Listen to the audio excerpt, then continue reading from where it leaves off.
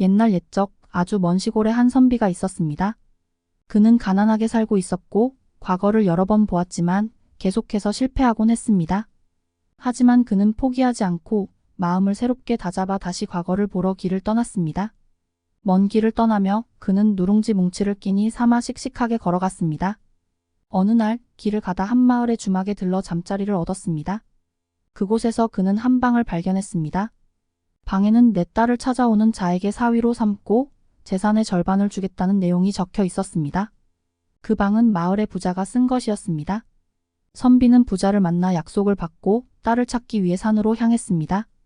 그는 무작정 산 쪽으로 가다가 다리가 부러져 울고 있는 까치를 만났습니다.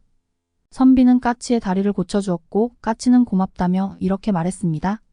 조금 더 가면 조개 껍데기가 엎어져 있을 거예요.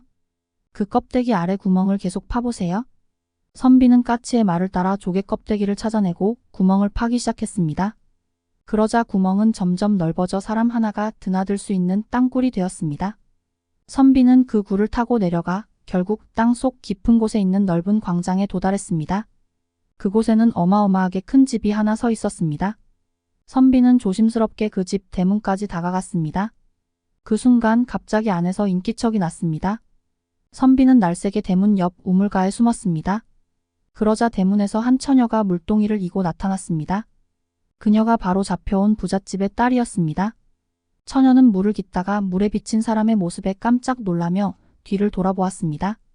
선비는 자신이 처녀를 구하러 왔다는 이야기를 했고 함께 도망치자고 제안했습니다. 그러나 처녀는 자신을 잡아온 괴물이 황금돼지 모양의 힘센 괴물이라며 그놈이 살아있는 한 도망칠 수 없다고 말했습니다. 선비는 어떻게 할지 고민했지만 처녀는 자신이 괴물을 구슬려 방법을 알아볼 테니 그때까지 나무 뒤에 숨어 있으라고 했습니다. 다음 날 처녀가 다시 나타났습니다. 그녀는 괴물이 흰말 가죽만 보면 겁을 먹는다고 알려주었습니다. 선비는 마침 흰말 가죽으로 만든 담배 쌈지를 가지고 있었습니다. 선비는 그 가죽을 들고 괴물 앞에 나타났습니다. 괴물이 벌벌 떠는 틈을 타서 칼로 목을 쳤습니다.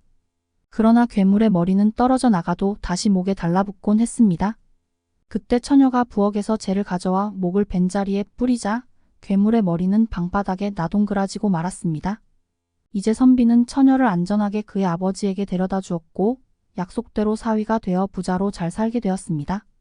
그들은 행복하게 살아가며 서로의 용기와 지혜를 잊지 않았습니다.